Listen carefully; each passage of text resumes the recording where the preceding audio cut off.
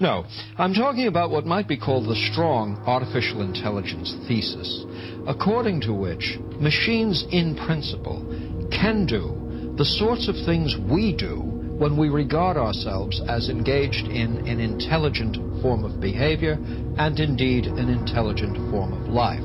Not just a prodigious arithmetic performance, but something much closer to the mental life actually lived by rational beings. Now, what makes this a materialistic psychology with a passion is this. Suppose you could achieve all this. Well, of course you know that an artificial intelligence device that's achieving all this is a device. Therefore, it's something just made up of material components. And if something made up with material components can function in a manner indistinguishable from the manner in which we function, then what argument would be left to suggest that our functioning is anything different from what you get from a set of components behaving in a certain way? So this is a thesis worth one's attention, and indeed, at a certain level, it is a philosophically profound thesis. Its roots are deep, and the roots are branching. In fact, it would take really a separate course of lectures to put together what has gone on in the fields of engineering and mathematics and the like to yield the computational sciences, to yield computers themselves, and computers that allegedly are engaged in rational or mental or logical operations.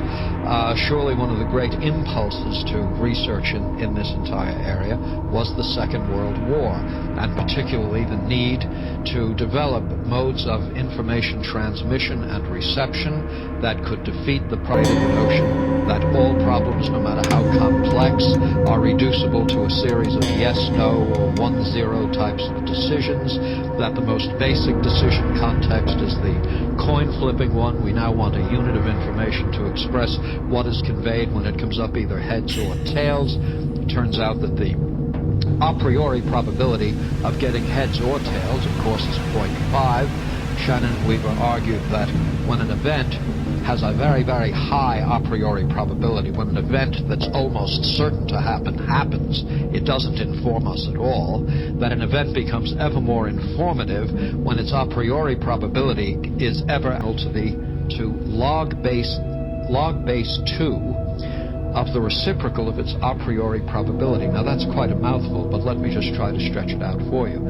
If the minimum informing event is the coin flipping event, where heads or tails has an a priori probability of 0.5, well now, log base 2 of 1 over 0.5 is log base 2 of 2, and log base 2 of 2 is 1. So the minimally informing event turns out on their notation to be the 1-bit event, the 1 binary digit. And from that concept and that metric for information, coupled with developments in engineering science and computer science and the like, the ball was in play, and of course it's a game that's actively pursued now all over the world. Well, in addition to the information sciences, there were developments in the computational sciences as well, these very much supported by the war effort and made needful by the war effort. One of these developments is based on code breaking that famously featured Alan Turing. As many of you know, the German engineering experts had developed codes that came very, very close to the ideal code. The ideal code is the unbreakable code. It's the code that can only be decoded by one who is fully informed as to the workings of the code itself. One of their most famous productions was dubbed Enigma, and indeed it was as enigmatic as you can imagine a code to be. Alan Turing was one of these mathematical savants. He was a person intended to live in the realm of numbers and in the realm of pure abstraction. A man of certain eccentricities, a kind of transparent honesty and almost childlike honesty and openness, as a result of which he had a very troubled life. He He was a homosexual at a time in which this constituted grounds for being a social outcast. His position within the academic and scientific world was constantly jeopardized by the possibility of his homosexuality surfacing and becoming generally known. Ultimately, by the way, he took his own life at a tragically young age, a person whose career in mathematics and in science could only be skyward in its trajectory.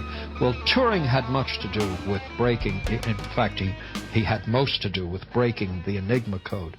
But he was developing ever more general heuristic and algorithmic approaches to the solving of problems.